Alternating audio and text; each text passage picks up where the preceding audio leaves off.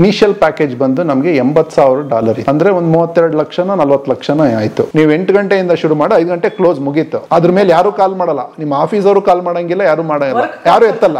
IT culture, work culture ತುಂಬಾ ಚೆನ್ನಾಗಿದೆ. ಮಕ್ಕಳ ಎಜುಕೇಶನ್, ಫ್ರೀ ಎಜುಕೇಶನ್, ಒಳ್ಳೆ ಕ್ವಾಲಿಟಿ ಎಜುಕೇಶನ್ಸ್ ಇರುತ್ತೆ. ಲಾ ಅಂಡ್ ಆರ್ಡರ್ ತುಂಬಾ ಚೆನ್ನಾಗಿದೆ. ಅವ್ರು ಇಂಡಿಪೆಂಡೆಂಟ್ ಆಗಿರ್ಬೋದು, ಎಷ್ಟು ಗಂಟೆಗೆ ಬೇಕಾದ್ರೂ ಹೋಗ್ಬೋದು. ಬೆಂಗಳೂರಲ್ಲಿ ಟ್ರಾಫಿಕ್ ಅಲ್ಲಿ ಬೆಳಗ್ಗೆ 8 ಗಂಟೆಗೆ ಹೋದ್ರೆ ರಾತ್ರಿ 9 ಗಂಟೆಗೆ ಇಬ್ರು ಮುಖ ನೋಡ್ತಾ ಇದ್ವಿ. ಅಲ್ಲಿ ನಮ್ಗೆ ಫ್ಯಾಮಿಲಿ ಟೈಮ್ ಚೆನ್ನಾಗಿದೆ ಸರ್. ಅಂದ್ರೆ ಇವಾಗ ನಾವಾಯ್ತು, ನಮ್ ಸಂಸಾರ ಆಯ್ತು. ಸೊ ಇದೆಲ್ಲ ನೋಡಿದಾಗ ಕಂಪ್ಯಾರಿಸನ್ ಮಾಡಿದಾಗ ಜನಕ್ಕೆ ಏನನ್ಸುತ್ತೆ, ಇಲ್ಲಿ ಇಷ್ಟು ಚೆನ್ನಾಗಿದೆಯಲ್ಲ ಇನ್ಫ್ರಾಸ್ಟ್ರಕ್ಚರ್ ಎಲ್ಲ, ಅಲ್ಲಿಗೆ ಯಾಕೆ ಹೋಗ್ಬೇಕು ಅಂತ ಒಂದು ಮನಸ್ಸು ಬರುತ್ತೆ.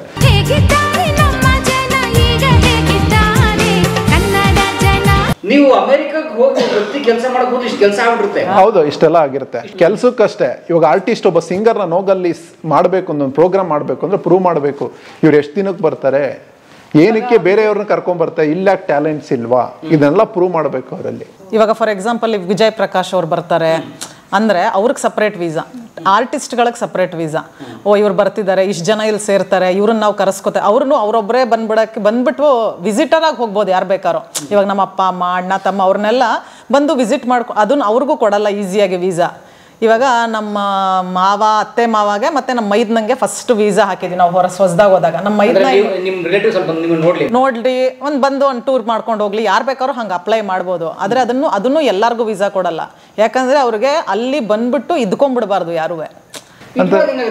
ಅಲ್ಲ, ದೇಶಕ್ಕೆ ಲಯಬಲ್ ಆಗ್ಬಿಡುತ್ತೆ. ಸೊ ಈಗ ವೀಸಾ ತಗೊಂಡು ಒಂದ್ಸರಿ ಎಂಟ್ರಿ ಕೊಟ್ಬಿಡ್ತೀನಿ, 10 ವರ್ಷ ಕೊಡ್ತಾರೆ ವೀಸಾ, ಟೂರಿಸ್ಟ್ ವೀಸಾ 10 ವರ್ಷ ಕೊಡ್ತಾರೆ. ಆದ್ರೆ ಒಂದ್ಸತಿ ಹೋದಾಗ 6 ತಿಂಗಳು ಮಾತ್ರ ಇರ್ಬೇಕು, ಅದಾದ್ಮೇಲೆ ಹೊಟ್ಟೋಗ್ಬಿಡ್ಬೇಕು ಅವರು. ಅವರೇ ಕೊಟ್ಬಿಡ್ತಾರೆ ಡೇಟ್, ನೀನು ಬಂದಿದ್ಯಪ್ಪ ಇವತ್ತು ಇಷ್ಟು ದಿನದಲ್ಲಿ ಇರ್ಬೋದು ನೀನು, ಅದಾದ್ಮೇಲೆ ನಿನ್ನ ಕಂಟ್ರಿ ವಾಪಸ್ ಹೋಗ್ಬೇಕು. ಇವಾಗ ನಮ್ಮ ಅತ್ತೆ ಮಾವ ಅವ್ರಿಗೆ ವೀಸಾ ಕೊಟ್ಬಿಟ್ರು, ಮಗ ಇದಾನೆ ನೋಡ್ಕೊಂಡ್ ಬರ್ತೀವಿ ಇದಕ್ಕೆ. ನಮ್ಮ ಮೈದ್ನಂಗೆ ಕೊಟ್ಟಿರ್ಲಿಲ್ಲ, ಯಾಕಂದ್ರೆ ಅವ್ನು ಬ್ಯಾಚುಲರ್ ಇದ್ದ.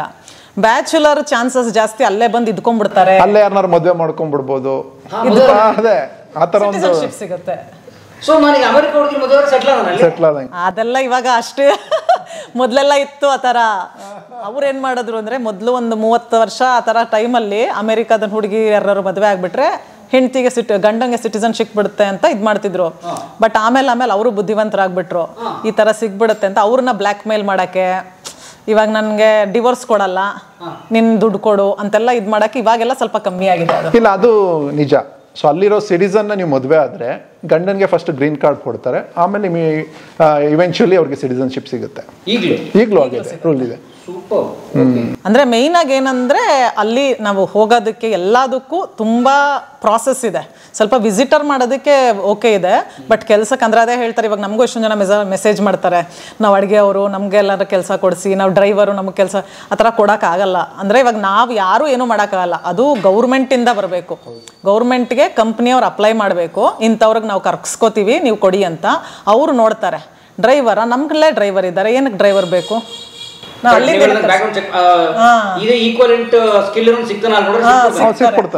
ಸೊ ನಮ್ಗೆ ಬೇಡ, ನಾವು ಕೊಡಲ್ಲ ಅಂತಾರೆ. ಸೊ ಅಲ್ಲೇ ಆಗಲ್ಲ. ಸೊ ಅದಕ್ಕೆ ಒಂದ್ ಸ್ವಲ್ಪ ಇದು ಇರೋದು ಚಾನ್ಸಸ್ ಇರೋದು ಇಂಜಿನಿಯರ್ಸು, ಒಂದ್ ಸ್ವಲ್ಪ ಒಳ್ಳೆ ಸಾಫ್ಟ್ವೇರ್ ಫೀಲ್ಡಲ್ಲಿ, ಹಾರ್ಡ್ವೇರ್ ಫೀಲ್ಡಲ್ಲೂ ಇದೆ, ಆ ಥರದವ್ರಿಗೆ ಸಿಗುತ್ತೆ, ಡೈರೆಕ್ಟ್ ಆಗಿ ಹೋಗಿ ಕೆಲಸ ಮಾಡ್ಬೋದು. ಆಮೇಲೆ ಇನ್ನೊಂದು, ಇವಾಗ ಗ್ರೀನ್ ಕಾರ್ಡ್ಗೆ ತುಂಬಾ ಕ್ಯಾಟಗರೀಸ್ ಇದೆ. ಸೊ ಕೆಲಸದಿಂದ ಸಿಗ್ಬೋದು, ಇನ್ನೊಂದಿದೆ ಇನ್ವೆಸ್ಟ್ಮೆಂಟ್ ಅಂತ.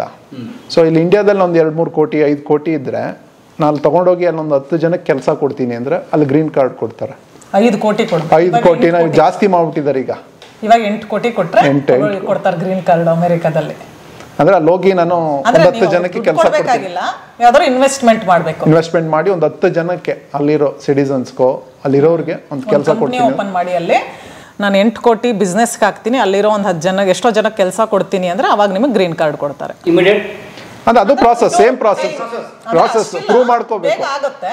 ಬಟ್ ನೀವು 8 ಕೋಟಿ ಕೊಡಬೇಕು. ಓಕೆ, ನೀವು ಪೆಟಿಷನ್ ಹಾಕ್ಬೇಕು, ಲಾಯರ್ ಹೇಳ್ತಾರೆ ಇವ್ರು ಬರ್ತಾರಂತೆ ಇಲ್ಲಿಗೆ, ಇಷ್ಟು ಇನ್ವೆಸ್ಟ್ ಮಾಡ್ತಾರೆ, ಇಷ್ಟು ಜನಕ್ಕೆ ಕೆಲಸ ಕೊಡ್ತಾರೆ, ಅದನ್ನೆಲ್ಲ ಪ್ರೂವ್ ಮಾಡಿದ್ಮೇಲೆ ಗೌರ್ಮೆಂಟ್ ಅಪ್ರೂವ್ ಮಾಡುತ್ತೆ. ತುಂಬಾ ಜನ ತಗೊಂಡಿ ಚೈನೀಸ್ ಅವ್ರು ಮಾಡ್ಬೇಕು, ಚೈನೀಸ್ ಅವ್ರು ಜಾಸ್ತಿ ಮಾಡಿದ್ದಾರೆ. ಪ್ರೂಫ್ ತೋರಿಸಬೇಕು ಸ್ವಲ್ಪ ಎಲ್ಲ. ಸೊ ನೀವು ಹೋದ್ರಿ, ವೀಸಾ H1B ವೀಸಾ ಸಿಕ್ತು 2010 ಹೋದ್ವಿ. ನಮ್ಗೆ ಹೇಗಿತ್ತಂದ್ರೆ, ತಂದೆಯವ್ರಿಗೆ ನನ್ನ ಮಗ ಎಲ್ಲರೂ ಹೋಗ್ತಿದ್ರು, ನನ್ನ ಜೊತೆ ಓದ್ದೇ ಇರೋಲ್ಲ, ಎಲ್ಲರೂ ಹೊರದೇಶಗಳಿಗೆ ಹೋಗ್ತಾ ಇದ್ರು. ನಮ್ಮ ತಂದೆ ಒಂದು ಚಿಂತೆ, ಎಲ್ಲರೂ ಹೋಗ್ತಾರೆ, ನೀನ್ ಯಾಕೆ ಹೋಗ್ತಾ ಇಲ್ಲ ಎಲ್ಲ ನಮ್ಮ ಫ್ರೆಂಡ್ಸ್ನೆಲ್ಲ ಕೇಳೋರು, ಯಾಕೆ ನನ್ನ ಮಗ ಹೋಗ್ತಾ ಇಲ್ಲ ಫಾರಿನ್ಗೆ, ಯಾಕೆ ಹೋಗ್ತಾ ಇಲ್ಲ ಅಂತ. ಅದಕ್ಕೆ ಏನಂದ್ರು, ಅಟ್ಲೀಸ್ಟ್ ಒಂದು ಫ್ರೀ ಟಿಕೆಟ್ ಹಾಕಿ ಪಕ್ಕದ ದೇಶಕ್ಕಾರ ಕಳಿಸಿ ಸರ್ ಅಂದ್ರು. ಸೊ ಆಮೇಲೆ ಇವೆಂಚುಲಿ ದೇವ್ರ ಕೃಪೆ ಒಂದು ಕೆಲಸ ಸಿಕ್ತು, ಅಲ್ಲಿ ಪ್ರಾಜೆಕ್ಟ್ ಇತ್ತು. ಸೊ ಅವಾಗ ವೀಸಾ ಮಾಡಿ ಹೋದ್ರು. ಡ್ರೀಮ್ ಇತ್ತು ನಮಗೆ ಹೋಗ್ಬೇಕು ಒಂದು ಎಲ್ಲಾರ ಹಾಗೆ ನಾವು ಹೋದ್ರೆ ಒಂದು ಹಣ ಸಂಪಾದನೆ ಮಾಡೋಕ್ಕೆ ಒಂದು ಎಲ್ಲರ ಡ್ರೀಮ್ ಇದೆಯಲ್ಲ, ಅದೇ ರೀತಿಯಲ್ಲಿ ಹೋದ್ರೆ ಸಂಪಾದನೆಗೋಸ್ಕರ ಬಂದೇ ಬರ್ತಾರೆ. ಬಟ್ ಒಂದು ಸ್ವಲ್ಪ ದಿನ ಆದ್ಮೇಲೆ ದೂರದ ಬೆಟ್ಟ ನುಣ್ಣಗೆ ಅಂತ ಅನ್ಸುತ್ತೆ. ಯಾಕಂದ್ರೆ ಇಲ್ಲಿ ಇಷ್ಟೊಂದು ಆಕ್ಟಿವ್ ಲೈಫ್ ಇದೆಯಲ್ವಾ, ಅಲ್ಲಿ ನಿಮ್ಗೆ ಬೇರೆ ತರನೇ ಲೈಫ್. ಬರ್ತೀನಿ. ಸೊ ಓಕೆ ನೋಡಿ, ಈ ಕನಸಿದೆಯಲ್ಲ ಹಣ ಮಾಡಬೇಕು ಅನ್ನೋ ಕನಸು. ಹೌದು, ಬಹುತೇಕರು ಕೇಳ್ತಾರೆ ಅಲ್ರಿ, ನೀವು ಇಲ್ಲಿ ಓದಿರ್ತೀರಿ, ಇಲ್ಲಿ ಉದಾಹರಣೆ ಮೈಸೂರು ಕಾಲೇಜಲ್ಲಿ ಓದಿದ್ದೀರಿ, ಮೈಸೂರು ನಿಮ್ಗೆ ಶಿಕ್ಷಣ ಕೊಟ್ಟಿರುತ್ತೆ, ನಮ್ಮ ಟ್ಯಾಕ್ಸ್ ಲಿಮಿಟಲ್ಲಿ ಓದಿರ್ತೀರಿ. So you go and working in US, ಏನ್ ಬಂತು ಪುರುಷಾರ್ಥ? ಸೊ ಯಾಕೆ ಹಿಂಗ್ ಮಾಡ್ತೀರಿ ಪ್ರಶ್ನೆ ಕೇಳ್ತಾರೆ. ಅದು ಏನಾಗುತ್ತೆ, ನಮ್ಮ ಕಷ್ಟಗಳು ನಮಗ್ ಗೊತ್ತು. ಇವಾಗ ನಮ್ಗೆ ಒಂದು ಮೋಟಿವೇಶನ್ ಏನಿರುತ್ತೆ, ನಮ್ಗೆ ಫಿನಾನ್ಷಿಯಲಿ ಏನೋ ಪ್ರಾಬ್ಲಮ್ ಇರುತ್ತೆ. ನಾವು ಹೋಗ್ಬೇಕಾರೆ ತುಂಬಾ ಪ್ರಾಬ್ಲಮ್ಸ್ ಇತ್ತು ನಮಗೂ. ಏನಾರ ಮಾಡಿ ಹಣ ಮಾಡಬೇಕು, ನಮ್ಮ ಒಂದು ಲೈಫ್ ಸೆಟ್ಲ್ ಆಗಬೇಕು ಅನ್ನೊಂದು ಮೋಟಿವ್ ಇತ್ತು. ಸೊ ಅದು ಒಂದು ರೀಸನ್ ಹೋಗೋದಕ್ಕೆ, ಹೊರಗಡೆ ಹೋಗೋದಕ್ಕೂ. ಹಾಗೆ ಒಂದು ಡ್ರೀಮ್ ಇತ್ತು, ಹೊರಗಡೆ ದೇಶ ಎಕ್ಸ್ಪ್ಲೋರ್ ಮಾಡೋಣ ಅಂತ. ಸೊ ನಮ್ಮ ದೇಶದ ಪ್ರೀತಿ ಇದ್ದೇ ಇರುತ್ತೆ. ಇಲ್ಲಿ ಹುಟ್ಟೋದ್ಮೇಲೆ ಯಾರಿಗೇ ಆದ್ರೂ ಅವ್ರು ಹುಟ್ಟಿರೋ ಮಣ್ಣಿನ ಮೇಲೆ ಪ್ರೀತಿ ಇದ್ದೇ ಇರುತ್ತೆ. ಸೊ ಒಂದು ಎಕ್ಸ್ಪ್ಲೋರ್ ಮಾಡೋಣ ಬೇರೆ ಕಂಟ್ರಿಲಿ ಹೇಗಿದೆ ಅನ್ನೋದು ಒಂದು ರೀಸನ್ಗೆ ಹೋಗಿದ್ದು ಸರ್. ಹಾಗೆ ಇನ್ನೊಂದು ಸರ್, ಇವಾಗ ಹಳ್ಳಿಲಿ ಹುಟ್ಟಿರ್ತೀವಿ, ಹಳ್ಳಿಲೇ ಬೆಳೆದು ಬಿಡ್ತೀವ, ಸಿಟಿಗೆ ಬರ್ತೀವಿ. ಸೊ ಆ ಥರ ತಾನೇ ಇದುವೆ ಅಲ್ವಾ? ಹಂಗಂದ್ರೆ ಸಿಟಿಗೆ ಬರಲೇಬಾರ್ದು, ಹಳ್ಳಿಲೇ ಇರಬೇಕು. ಹಳ್ಳಿಲಿ ಹುಟ್ಟಿದೀವಿ, ಯಾಕೆ ಹಳ್ಳಿಲೇ ಸಿಟಿಗೆ ಹೊಟ್ಟೋಗ್ತೀಯ ಅಂದ್ರೆ ಅದೇ ಥರ. ಅವಾಗಿನ ಕಾಲದಲ್ಲಿ ಹಳ್ಳಿಯಿಂದ ಸಿಟಿಗೆ ಬರ್ತಿದ್ರು, ಇವಾಗ ಸಿಟಿಯಿಂದ ಇನ್ನೊಂದು ಫಾರಿನ್ಗೆ ಹೋಗ್ತಾರಷ್ಟೇ. ಹೊಟ್ಟೆಪಾಡು. ಸರ್ 2010ರಲ್ಲಿ ನೀವು ಕಂಪ್ನಿ ಸೇರ್ಕೊಂಡಾಗ ಎಷ್ಟು ಸಂಬಳ ಇಂಡಿಯಾದಲ್ಲಿ? ನನ್ಗೆ ಅವಾಗ ತಿಂಗಳಿಗೆ ಒಂದು 60-70 ಸಾವಿರ ಬರ್ತಿತ್ತು ಸರ್. 2010ರಲ್ಲಿ ದೊಡ್ಡ ಅಮೌಂಟ್. ಅವಾಗ ಒಳ್ಳೆ ಕಂಪ್ನಿಲಿ ಕೆಲಸ ಆಗಿತ್ತು ಆ ಟೈಮಲ್ಲಿ. ನಾವು 2006ರಲ್ಲಿ ನನ್ಗೆ ಕೆಲಸ ಸಿಕ್ಕಿದ್ದು. 2010ರಷ್ಟಕ್ಕೆ ನಂಗೆ ತಿಂಗಳಿಗೆ ಒಂದು 60-70 ಸಾವಿರ ಬರ್ತಿತ್ತು ಸರ್. ನಮಗೂ ಒಂದು 25-30 ಬರ್ತಿತ್ತು. ಸೊ ಆಲ್ಮೋಸ್ಟ್ 1 ಲಕ್ಷ ಅನ್ಕೊಳ್ಳಿ. 2010ರಲ್ಲೇ 1 ಲಕ್ಷ. ಬಟ್ ನಮ್ಗೆ ಅಷ್ಟು ಸಾಲ ಇತ್ತು, ಸಾಲಗಳು ತುಂಬಾ ಇತ್ತು. ಆಗ ಕಮಿಟ್ಮೆಂಟೇ ಜಾಸ್ತಿ ಇತ್ತು, ನಮ್ ಬರೋ ಸಂಬಳಕ್ಕಿಂತ ಡಬಲ್ ಇತ್ತು ಕಮಿಟ್ಮೆಂಟ್.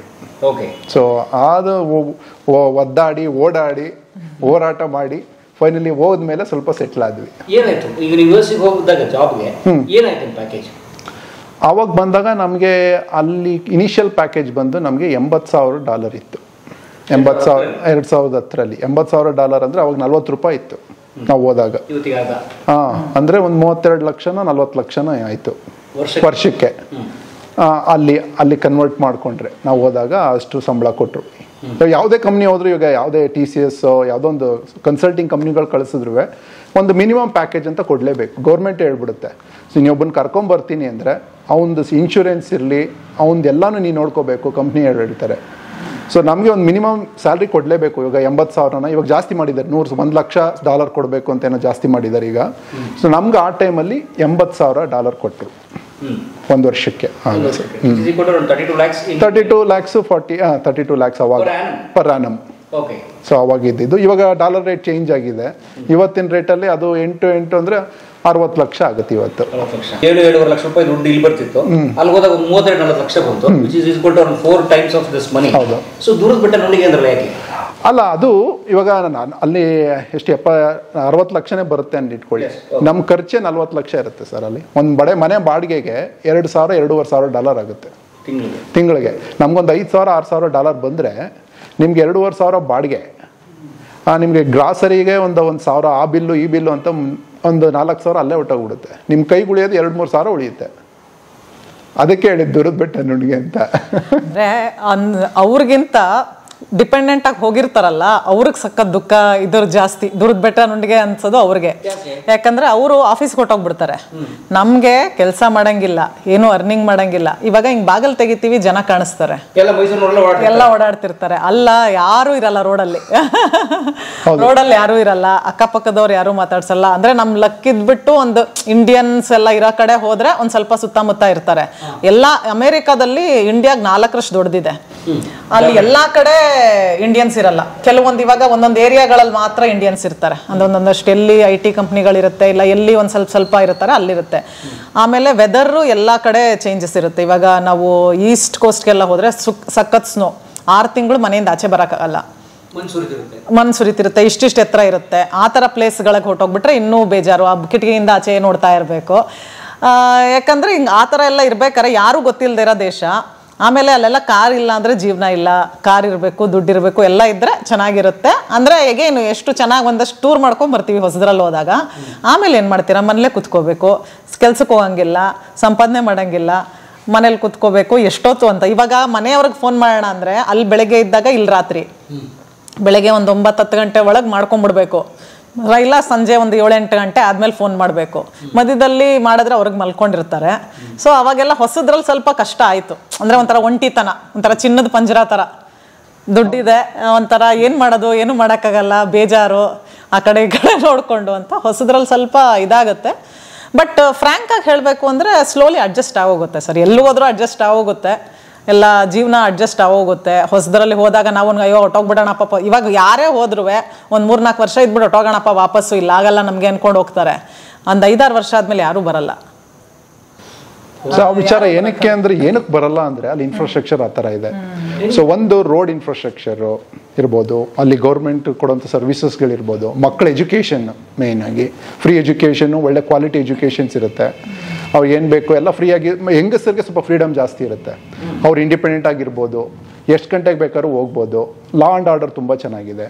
ಸೊ ಕಾಲ್ ಮಾಡಿದ ತಕ್ಷಣ ಏನೇ ಪ್ರಾಬ್ಲಮ್ ಆದರೂ ಬರ್ತಾರೆ, ಪೊಲೀಸ್ ಆಗಲಿ ಆ್ಯಂಬುಲೆನ್ಸ್ ಆಗಲಿ ಆನ್ ಟೈಮ್ ಬರ್ತಾರೆ.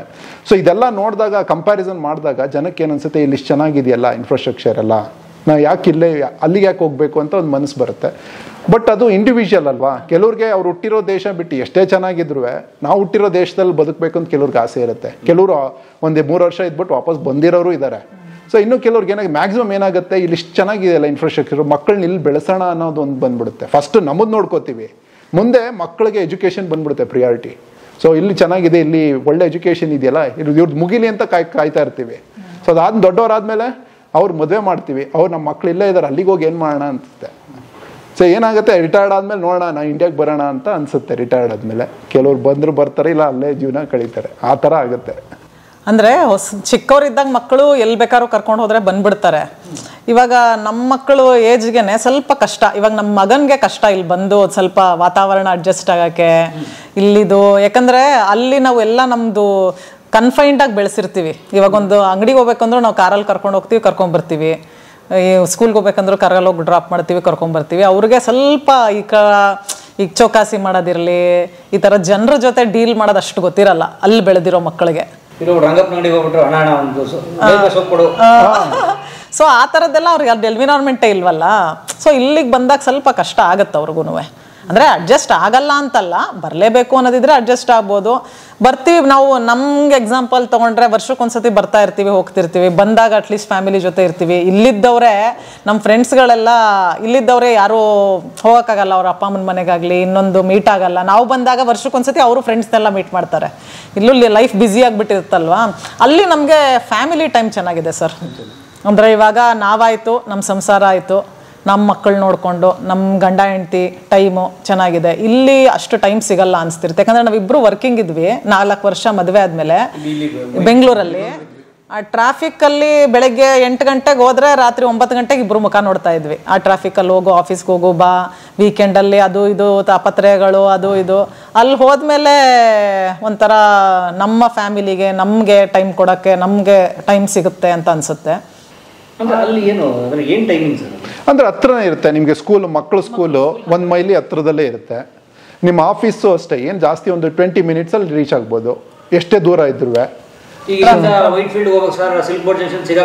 ಆ ಥರ ಏನಿಲ್ಲ, ಆ ಥರ ಇದೆ. ಅಲ್ಲೂ ಟ್ರಾಫಿಕ್ ಜಾಮ್ಗಳಿದೆ. ಬಟ್ ಪ್ಲಾನ್ ಮಾಡಿದ್ರೆ ಒಂದು 20-30 ಮಿನಿಟ್ಸಲ್ಲಿ ಹೋಗಿ ರೀಚ್ ಆಗ್ಬೋದು. ಆಮೇಲೆ ಅಲ್ಲಿ ಟೈಮ್ ಇರುತ್ತೆ.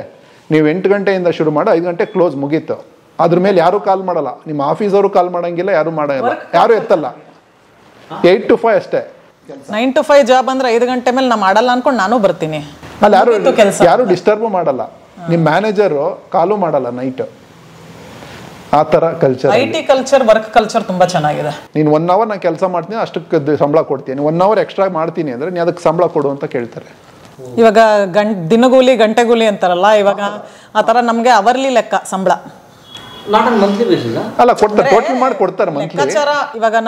ಇವಾಗ ಜಾಬ್ಗೆ ಇವಾಗ ನನಗೆ ಕೆಲಸ ಕೊಡ್ತೀರಾ ನೀವು ಅನ್ಕೊಳ್ಳಿ. ಇವಾಗ ನಾನು ನಿಮ್ಮ ಜೊತೆ ಮಾತಾಡೋಬೇಕಾದ್ರೆ ನಂಗೆ ಗಂಟೆಗೆ ಇಷ್ಟು ಬೇಕು ಅಂತ ನಾನು ಮಾತಾಡಿಕೊಂಡು ಇದು ತಗೊಳ್ಳೋದು, ಇದು ಸ್ಯಾಲ್ರಿ ನೆಗೋಷಿಯೇಟ್ ಮಾಡ್ಕೊಳ್ಳೋದು. ಅಲ್ಲಿ ಟೈಮ್ಗೆ ಭಾಳ ಬೆಲೆ ಕೊಡ್ತಾರೆ.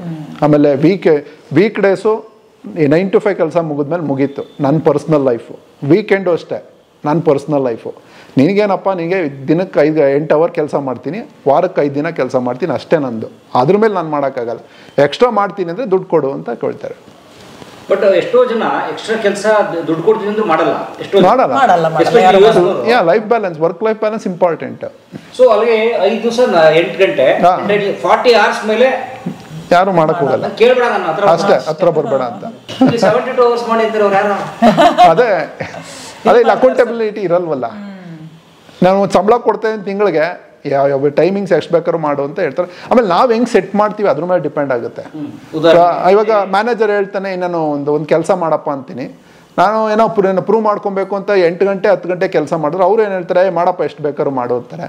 ಅದೇ ನಾನು ಹೇಳಿದ್ರೆ ನಾನು ಸರ್ ಇಷ್ಟೇ ಮಾಡೋದು, ನನಗೆ ಇಷ್ಟೇ ಕೊಡಿ ಅಂತ ಕೇಳಿದ್ರೆ ನಾವು ಇದು ನಮ್ಮ ಮೇಲೂ ಡಿಪೆಂಡ್ ಆಗುತ್ತೆ. ಇಲ್ಲಿ ನಾವೆಷ್ಟು ಯಾವ ಥರ ನಾವು ತೋರಿಸ್ಕೋತೀವಿ ಮ್ಯಾನೇಜರ್ಗೆ. ಆಮೇಲೆ ಇಲ್ಲಿ ಇಂಡಿಯಾದಲ್ಲಿ ಎಲ್ಲರೂ ಮಾಡ್ತಿರ್ತಾರಲ್ಲ, ನಾನು ಒಬ್ಬಳು ಮಾಡಲ್ಲ ಅಂದರೆ ಯಾರೂ ಕೇಳಲ್ಲ, ಎಲ್ಲರೆಲ್ಲ ಮಾಡ್ತಿದಾರಲ್ಲ ಮಾಡು ಅಂತಾರೆ. ಬಟ್ ಅಮೇರಿಕನ್ಸ್ ಕಲ್ಚರು ಹಂಗಿದೆಯಲ್ಲ, ಅವರು ಯಾರೂ ಮಾಡಲ್ಲ, ನಾ ಇಷ್ಟೇ ಮಾಡೋದು ಅಂತಾರೆ. ಸೊ ನಮಗೂ ಅಥಾರಿಟಿ ಇರುತ್ತೆ, ಎಲ್ಲ ನಾವಿಷ್ಟೇ 8 ಅವರ್ಸ್ ಇಷ್ಟೇ ಮಾಡೋದು ಅಂತ ಹೇಳೋ ಅಥಾರಿಟಿ ಇರುತ್ತೆ. ನಮ್ಮ ಫ್ರೆಂಡ್ ಯಾರೋ ಹೇಳ್ತಾ ಇದ್ರು, 5 ಗಂಟೆಗೆ ಎದ್ದು, ಅಲ್ಲಿ US ಇಂದ ಯಾರೋ ಬಂದಿದ್ರು, ಇಲ್ಲಿ 5 ಗಂಟೆ ಕೆಲಸ ಮುಗಿಸ್ಕೊಂಡು ಮನೆಗೆ ಹೋಗ್ತಾ ಇದ್ರು. ಅವಾಗ ಇಲ್ಲ ಇಂಡಿಯಾದಲ್ಲಿ. ಅವಾಗ ಅವರು ಕೊಲೀಗ್ಸ್ ಕೇಳ್ತಾರೆ, ಇದೇನು ಹಾಫ್ ಡೇನಾ ಅಂತ ಕೇಳ್ತಾರೆ. ಆ ಥರ. ಆಮೇಲೆ ಇಲ್ಲಿ ನಾವು ಎಲ್ಲ ಮೀಮ್ಸ್ ನೋಡಿರ್ತೀವಿ, ಮ್ಯಾನೇಜರ್ ಟಾರ್ಚರ್ ಕೊಡ್ತಾರೆ ಅಂತೆಲ್ಲ. ಅಲ್ಲಿಲ್ಲ ಸರ್ ಆ ಥರ, ಎಲ್ಲರಿಗೂ ಈಕ್ವಲ್ ಮರ್ಯಾದೆ ಕೊಡ್ತಾರೆ. ನಮಗೆ ಡೈರೆಕ್ಟ್ರೇ ಇರಲಿ ನಮ್ಮ ಹತ್ರ ಬಂದು ಮಾತಾಡಿಸ್ತಾರೆ, ಯಾರು ಸರ್ ಅನ್ನಂಗಿಲ್ಲ, ಏನಿಲ್ಲ, ಎಲ್ಲರನ್ನೂ ಹೆಸರಿಟ್ಟೆ ಕರೆಯೋದು.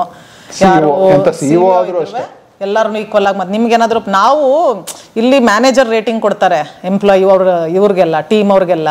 ಅಲ್ಲಿ ಮ್ಯಾನೇಜರ್ಗೂ ರೇಟಿಂಗ್, ನಾವು ಇದು ಎಂಪ್ಲಾಯೀಸು ಮ್ಯಾನೇಜರ್ಗೆ ರೇಟಿಂಗ್ ಕೊಡ್ಬೋದು. ಅದರಿಂದೆಲ್ಲ ಎಷ್ಟೊಂದು ಜನ ಅವ್ರಿಗೆ ಕೆಲಸ ಹೊಟ್ಟೋಗುತ್ತೆ, ಅದಕ್ಕೆ ಅವರು ಚೆನ್ನಾಗಿರ್ತಾರೆ ನಮ್ಮ ಜೊತೆ. ಅದು ಸ್ವಲ್ಪ ಆ ಥರದ್ದೆಲ್ಲ ಒಂಥರ ಈಕ್ವಾಲಿಟಿ ಇದೆ ಚೆನ್ನಾಗಿ. ಸ್ವಲ್ಪ ಆಫೀಸ್ ಕೆಲಸಗಳಲ್ಲೆಲ್ಲ ಯಾರು ನಾನು ಡೈರೆಕ್ಟರ್ ಇದ್ದೀನಿ ಇವ್ರ ಹತ್ರ ಏನಿಲ್ಲ, ಎಲ್ಲರನ್ನೂ ಈಕ್ವಲ್ ಆಗಿ ಮಾತಾಡಿಸ್ತಾರೆ, ಎಲ್ಲ ಇದಾಗಿರುತ್ತೆ ಆ ಥರದ್ರಲ್ಲಿ. ಅದೆಲ್ಲ ಇಲ್ಲ. ಅಂದರೆ ಸ್ವಲ್ಪ ಅವ್ರು ಸ್ವಲ್ಪ ಇದು ಮಾಡ್ತಾರೆ, ಅಂದರೆ ಹಂಬಲಾಗೆ ಇರ್ತಾರೆ. ಅಮೇರಿಕನ್ಸ್ ಎಲ್ಲ ಇದ್ದರೆ ಹಂಬಲಾಗಿರ್ತಾರೆ, ಒಂಥರ ಕಷ್ಟ ಸುಖ ಒಂದು ಸ್ವಲ್ಪ ನೋಡ್ತಾರೆ ಅವರು.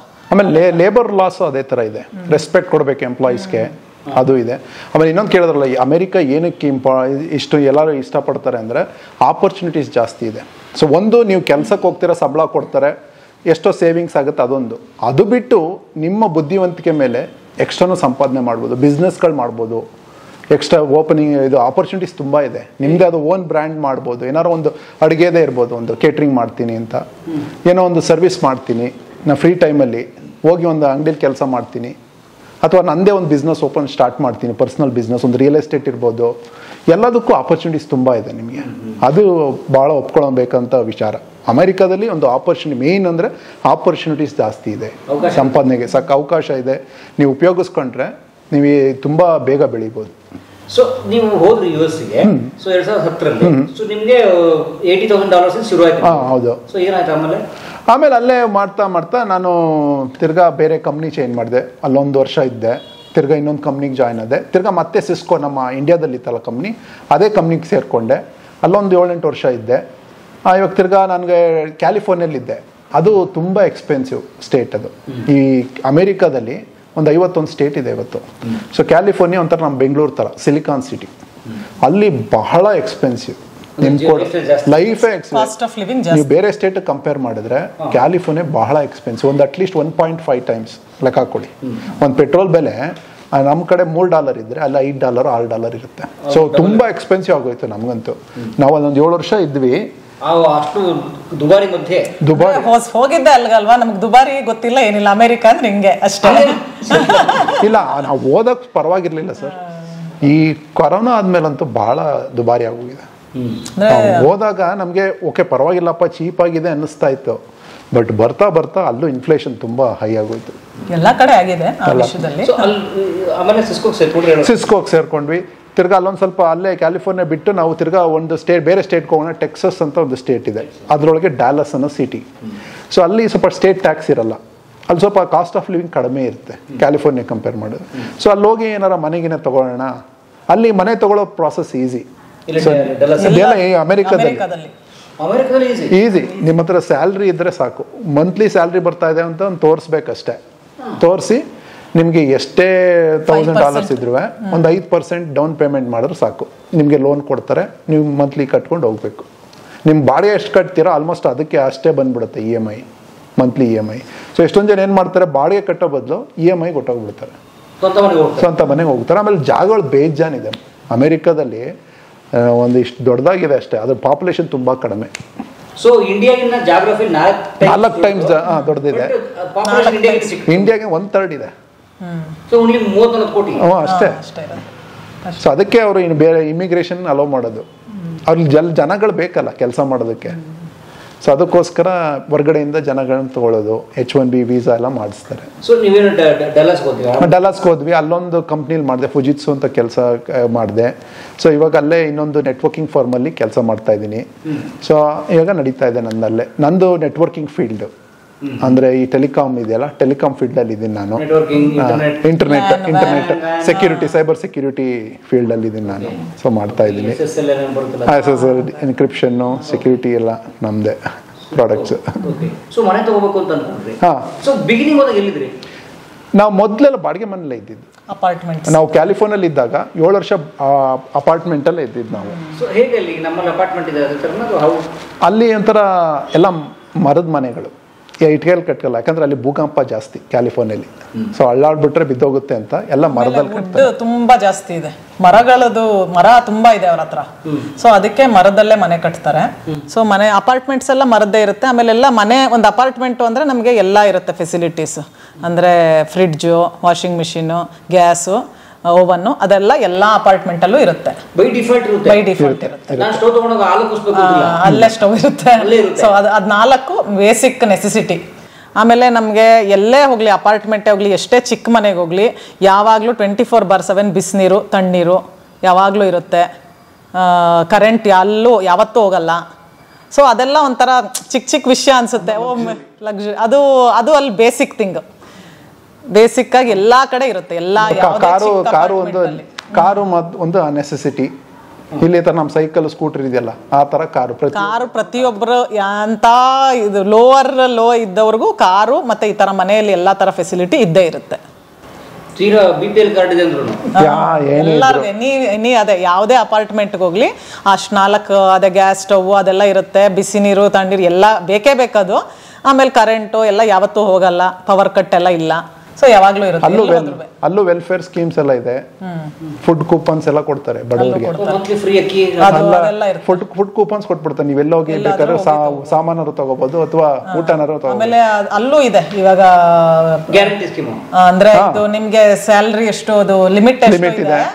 ಆ ತರದ $25,000 ಕಡಿಮೆ ಇದ್ರೆ ನಿಮ್ ಸ್ಯಾಲರಿ, ಅವ್ರಿಗೆ ಫುಡ್ ಕೂಪನ್ಸ್, ನಿಮ್ಗೆ ಎಷ್ಟು ಮಕ್ಕಳಿದ್ದಾರೆ ಅದ್ರ ಮೇಲೆ ಮಕ್ಕಳಿಗೆ ದುಡ್ಡು ಕೊಡ್ತಾರೆ, ಸಾಕಕ್ಕೆ. ಆಮೇಲೆ ಕೆಲಸ ಇಲ್ಲ ಅಂದ್ರೂ ಅದಕ್ಕೂ ಅನ್ಎಂಪ್ಲಾಯ್ಮೆಂಟ್ ಬೆನಿಫಿಟ್ಸ್ ಅಂತ ಅದು ಕೊಡ್ತಾರೆ. ಅದು ಎಲ್ಲ ಇದೆ. ಅಲ್ಲಿ ಸಿಟಿಸನ್ ಆಗಿರ್ಬೇಕು. ಅದು ಅಲ್ಲಿ ಸಿಟಿಸನ್ ಆಗಿರೋರ್ಗೆ ಅದೆಲ್ಲ. ಅಲ್ಲಿ ಸಿಟಿಸನ್ ಇಲ್ಲ, ನಾವು ವೀಸಲ್ಲಿ ಇದ್ದಾಗ ನಾವು ಬರೀ ಕೊಡೋದಷ್ಟೇ.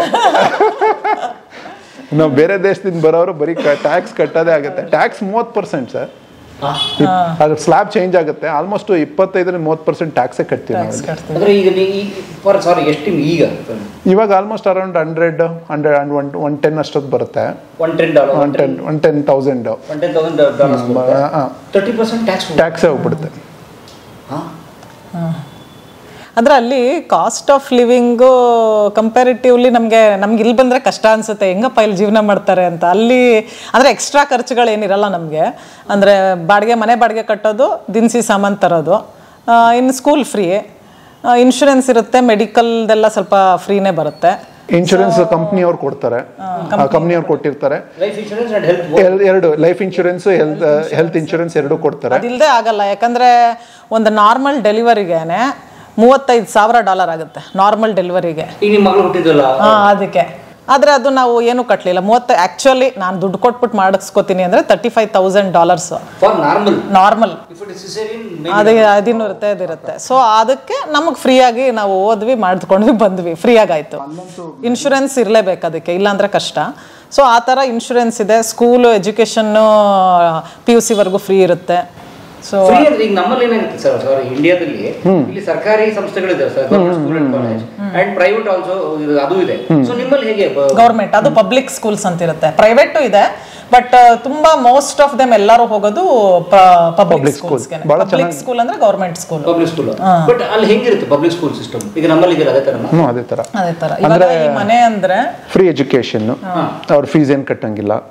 ಸೊ ಎಲ್ಲ ನಾವು ಕಟ್ತೀವಲ್ಲ ಟ್ಯಾಕ್ಸ್, ಅಲ್ಲಿ ಹೇಗೆ ವರ್ಕ್ ಆಗುತ್ತೆ ಅಂದ್ರೆ, ನಾವು ಒಂದು ಸಿಟಿಲಿ ಇದೀವಿ ಅನ್ಕೊಳ್ಳಿ, ಮೈಸೂರಲ್ಲಿ ಒಂದು ಪ್ರಾಪರ್ಟಿ ಟ್ಯಾಕ್ಸ್ ಕಟ್ತೀವಿ. ಸೊ ಅದ್ರಲ್ಲಿ 50% ಸ್ಕೂಲ್ಗೆ ಹೋಗುತ್ತೆ. ಆ ದುಡ್ಡಲ್ಲ ನಡೆಸ್ತಾರೆ ಸ್ಕೂಲ್. ಅಲ್ಲಿ ಫಂಡ್ಸ್ ಬೇರೆ ಕಡೆಯಿಂದ ಬರ್ಬೋದು, ಬಟ್ ನಾವು ಕೊಡೋ ಪ್ರಾಪರ್ಟಿ ಟ್ಯಾಕ್ಸು 50% ಸ್ಕೂಲಿಗೆ ಕೊಡ್ತೀವಿ. ನಾವು ಪ್ರತಿ ವರ್ಷ 2% ಪ್ರಾಪರ್ಟಿ ಟ್ಯಾಕ್ಸ್ ಕೊಡಬೇಕು. ಈ ಮನೆ ಬೆಲೆ 1 ಕೋಟಿ ಇದೆ ಅಂದರೆ 2% ನಾವು ಟ್ಯಾಕ್ಸ್ 2 ಲಕ್ಷ ಒಂದೊಂದು ಮನೆಗೆ ಬರುತ್ತೆ ಅಂದ್ಕೊಳ್ಳಿ. ಅದರಿಂದ ಎಷ್ಟು ಸ್ಕೂಲ್ಗೊಳಗೆ ಹೋಗುತ್ತೆ, ಅಲ್ಲಿ ನಡೆಸ್ತಾರೆ. ಆಮೇಲೆ ಈ ಮನೆ ಇದೆ ಅಂದರೆ ಇಲ್ಲೇ ಒಂದು ಸ್ಕೂಲ್ ಇರುತ್ತೆ, ಆ ಸ್ಕೂಲ್ಗೆ ನಮ್ಮನ್ನ ಈ ಮನೇಲಿ ಇದ್ದವರು ಈ ಸ್ಕೂಲ್ಗೆ ಬರಬೇಕು ಅಂತ ಫಿಕ್ಸ್ ಮಾಡಿಬಿಟ್ಟಿರ್ತಾರೆ ಅವರೇ. ಹೌದು, ಝೋನಿಂಗ್ ಇರುತ್ತೆ. ಒಂದು ಸ್ಕೂಲ್ ಇರುತ್ತೆ ಈ ಏರಿಯಾದಲ್ಲಿ, ಆ ಸ್ಕೂಲ್ಗೆ ಈ ಮನೇಲಿ ಯಾರಿದ್ದಾರೆ ಮಕ್ಕಳು ಅವ್ರು ಆ ಸ್ಕೂಲ್ಗೆ ಬರಬೇಕು ಅಂತ ಅದೇ ಫಿಕ್ಸ್ ಆಗಿಬಿಟ್ಟಿರುತ್ತೆ. ಸೊ ಅದನ್ನ ಸರ್ಕಾರನೇ ಫಿಕ್ಸ್ ಮಾಡಿರುತ್ತೆ. ಸರ್ಕಾರನೇ ಫಿಕ್ಸ್ ಮಾಡಿ. ಒಳ್ಳೆ ಟೀಚರ್ ಇಲ್ಲ ಸರ್, ನಾನು ಪಕ್ಕದ ಏರಿಯಾಗೆ ಹಾಕ್ತೀನಿ ಅಂದ್ರೆ ಅದು ಕೆಲವರು ಅಲೋ ಮಾಡ್ತಾರೆ, ಬಟ್ ಮೋಸ್ಟ್ ಆಫ್ ದೆಮ್ ಅದು ಅಲ್ಲೇ ನೀವೆಲ್ಲಿ ಇದ್ದೀರಾ ನೀವು ಮನೆ ಚೇಂಜ್ ಮಾಡ್ಕೊಂಡು ಬೇರೆ ಕಡೆ ಹೋಗಿ. ಅದಕ್ಕೆ ಅಲ್ಲಿ ಸ್ಕೂಲ್ ಮೇಲೆ ಆ ಏರಿಯಾದು ಮನೆ ಬೆಲೆಗಳು ಚೇಂಜ್ ಆಗುತ್ತೆ, ಸ್ಕೂಲ್ಗೆ ರೇಟಿಂಗ್ ಕೊಡ್ತಾರೆ. ಇವಾಗ ಕ್ಯಾಲಿಫೋರ್ನಿಯಾ ಅಂತ ಇದೆ, ಬೇ ಏರಿಯಾ ಅಂತಾರೆ, ಸ್ಯಾನೋಸೆ ಅಂತ. ಅಲ್ಲಿ ಕುಪರ್ಟಿನೋ ಅಂತ ಒಂದು ಸಿಟಿ ಇದೆ, ಕುಪರ್ಟಿನೋ ಅಂತ. ಸೊ ಅಲ್ಲಿ ಟಾಪ್ ರೇಟೆಡ್ ಸ್ಕೂಲ್ಸ್. ಅಲ್ಲಿ ಬಾಡಿಗೆನೆ 1 ಬೆಡ್ರೂಮ್ಗೆ 3,500 4,000 ನಡೀತಾ ಇದೆ. 4 ವರ್ಷ ಅವಾಗ. ಇವಾಗ 5,000 ಆಗಿರ್ಬೇಕು. ಅದೇ ಬೇರೆ ಕಡೆ ನಿಮ್ಗೆ 2,500 ಸಾವಿರಕ್ಕೆ ಸಿಗುತ್ತೆ ಅರ್ಧ ರೇಟ್. ಅದೇ ಸ್ಕೂಲ್ ಮೇಲೆ ಡಿಪೆಂಡ್. ಮೇಲೆ ಆ ಏರಿಯಾದಲ್ಲಿ ಮನೆ ಬಾಡಿಗೆಗಳು ರೇಟ್ಗಳು ಡಿಪೆಂಡ್ ಆಗುತ್ತೆ. ಸ್ಕೂಲ್ ರೇಟಿಂಗ್ ಅಂತ ಕೊಟ್ಟಿರ್ತಾರೆ, 10 ರೇಟಿಂಗ್ ಇರುತ್ತೆ. ಅದಕ್ಕೆ ಸ್ಕೂಲ್ಗೆ ಓಕೆ, ಈಗ ನಾವು ಇರೋದು ಫ್ರಿಸ್ಕೋ ಅನ್ನೋ ಸಿಟಿಲಿ, ಟೆಕ್ಸಸ್ ಅಲ್ಲಿ. ಸೊ ಫ್ರಿಸ್ಕೋ ಇಂಡಿಪೆಂಡೆಂಟ್ ಸ್ಕೂಲ್ ಡಿಸ್ಟ್ರಿಕ್ಟ್ ಅಂತ, ಅದಕ್ಕೆ ಎಷ್ಟು ರೇಟಿಂಗು ಅಂತ ಅಲ್ಲಿರೋ ಆ ಊರಲ್ಲಿ ಬರೋ ಸಿಟಿಗಳಿಗೆ ಸ್ಕೂಲ್ಗಳಿಗೆಲ್ಲ ರೇಟಿಂಗ್ ಅಂತ ಕೊಟ್ಟಿರ್ತಾರೆ. ಮೇಯ್ನಾಗಿ ಏನಂದರೆ ಇಂಡಿಯನ್ಸು ಮತ್ತು ಚೈನೀಸ್ ಎಲ್ಲಿರ್ತಾರೋ ಅಲ್ಲಿ ರೇಟಿಂಗ್ ಚೆನ್ನಾಗಿರುತ್ತೆ. ಯಾಕಂದರೆ ಅಲ್ಲಿ ಎಷ್ಟು ಜನ ಪಾಸ್ ಆಗ್ತಾರೆ, ಇವಾಗ ಪಾಸ್ ಎಷ್ಟು ಜನ ಆಗ್ತಾರೆ ಮಕ್ಕಳು, ಅದ್ರ ಮೇಲೆ ಆ ರೇಟಿಂಗ್ ಫಿಕ್ಸ್ ಆಗ್ತಾ ಹೋಗುತ್ತೆ. ನಮಗೆ ಅಲ್ಲಿ ಅಮೇರಿಕಾದಲ್ಲಿ ಮೆಕ್ಸಿಕೋ ಅಂತ ಪಕ್ಕದಲ್ಲಿ ಕಂಟ್ರಿ ಇದೆ, ಅಲ್ಲಿಂದ ವಲಸೆ ಬರೋರು ಜಾಸ್ತಿ. ಮೆಕ್ಸಿಕೋ ಸ್ವಲ್ಪ ಬಡ ರಾಷ್ಟ್ರ, ಸೊ ಅಲ್ಲಿ ಅವರೆಲ್ಲ ಸ್ವಲ್ಪ ಲೋವರ್ ಜಾಬ್ಸು, ಲೋವರ್ ಇನ್ಕಮ್ಮು ಆ ಥರದ್ದವರು. ಆಮೇಲೆ ಅಲ್ಲಿ ಆಫ್ರಿಕನ್ ಅಮೇರಿಕನ್ಸ್ ಜಾಸ್ತಿ. ಸೊ ಅಲ್ಲೆಲ್ಲ ಅವರೆಲ್ಲ ಎಜುಕೇಷನ್ಗೆ ಅಷ್ಟು ಇಂಪಾರ್ಟೆನ್ಸ್ ಕೊಡಲ್ವಲ್ಲ. ಸೊ ಸ್ವಲ್ಪ ಹೇಳೋದು, ಜನರಲ್ಲಾಗಿ ಹೇಳೋದು, ಇವಾಗ ಇಂಡಿಯನ್ಸು ಚೈನೀಸ್ ಎಲ್ಲಿರ್ತಾರೆ ಅಲ್ಲಿ ರೇಟಿಂಗ್ ಚೆನ್ನಾಗಿರುತ್ತೆ, ಅಲ್ಲಿ ಸ್ಕೂಲ್ ರೇಟಿಂಗ್ ಚೆನ್ನಾಗಿದ್ದಂಗೆ ಬಾಡಿಗೆಗಳು ಜಾಸ್ತಿ ಆಗುತ್ತೆ. ಸೊ ಹಾಗೆ ಅದೆಲ್ಲ ಒಂಥರ ಇಂಟರ್ ರಿಲೇಟೆಡ್. ಸೊ ಹಾಗೆ ಆಮೇಲೆ ನಾವೆಲ್ಲ ಸ್ಟಡಿ ಫೋಕಸ್ಡ್ ಅಲ್ವಾ ನಾವು ಇಂಡಿಯಾದಲ್ಲಿ ಫಸ್ಟ್ ನಮ್ದಲ್ಲಿ ಏನು ಇಂಜಿನಿಯರ್ ಆಗೋ ಓದ್ಬೇಕು ಫಸ್ಟ್ ನಮ್ಮ ಇಂಡಿಯನ್ಸ್ಗೇನು. ಅಲ್ಲಂದ್ರೆ ಬೇರೆ ಬೇರೆ ತರ ಇದೆ ಅವ್ರಿಗೆ, ಬರೀ ಓದೋದು ಒಂದೇ ಅಲ್ಲ, ಸ್ಪೋರ್ಟ್ಸ್ ಇರ್ಬೋದು, ಏನೋ ಒಂದು ಇಂಟ್ರೆಸ್ಟ್, ಪ್ಯಾಷನ್, ಮ್ಯೂಸಿಕ್, ಡ್ಯಾನ್ಸ್, ಏನೋ ಒಂದು ಅವ್ರಿಗೆ ಏನು ಪ್ಯಾಷನ್ ಇದೆ, ಲಾ ಇರ್ಬೋದು, ಏನು ಬೇಕಾದ್ರೂ ಓದ್ತಾರೆ ಅಲ್ಲಿ. ಅಂದರೆ ಕೆಲವರು ಅಲ್ಲಿ ಫ್ರೀಡಮು, ಅದು ನಮಗೆ 12ನೇ ಕ್ಲಾಸ್ ತನಕ, ನಮ್ಮ PUC ತನಕ ಓದಿಸ್ತೀನಿ, ಅದ್ರ ಮುಂದೆ ನಿಂದು. ಕೆಲವು ಪೇರೆಂಟ್ಸು ಓದಿಸ್ತಾರೆ, ಇಲ್ಲ ಕೆಲವರು ಹುಡುಗರು ಲೋನ್ ತೊಗೊಂಡು ಓದಬೇಕು ಮುಂದೆ, ಆ ಥರ ಅಲ್ಲಿ ಸಿಸ್ಟಮ್.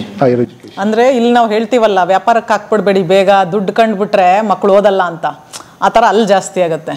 ಯಾಕಂದ್ರೆ ಏನಾಗುತ್ತೆ ಅಂದರೆ 16 ವರ್ಷ ಆದಮೇಲೆ ಈ ರಜೆಗಳೆಲ್ಲ ಸಿಗುತ್ತಲ್ಲ, ಆವಾಗ ಎಲ್ಲರೂ ಈ ಥರ ಚಿಕ್ಕದಕ್ಕೆ ಕೆಲ್ಸಕ್ಕೆ ಹೋಗು ಅಂತ ಕಳಿಸ್ತಾರೆ. ಇವಾಗ ಎಂಥ ದೊಡ್ಡ ಶ್ರೀಮಂತರುಗಳೇ ಒಂದು ಪಾಕೆಟ್ ಮನಿ ಅರ್ನ್ ಮಾಡ್ಕೋ, ರಜಾ ಇದೆಯಲ್ಲ ಅಂದ್ಬಿಟ್ಟು ಈ ಥರ ಇವಾಗ ಮೆಕ್ಡೊನಾಲ್ಡ್ಸು ಆ ಥರದಕ್ಕೆಲ್ಲ ಹಾಕ್ತಾರೆ ಕೆಲಸಕ್ಕೆ. ಎಷ್ಟು ದೊಡ್ಡ ಶ್ರೀಮಂತರಿದ್ದರೂ ಕಳಿಸ್ತಾರೆ.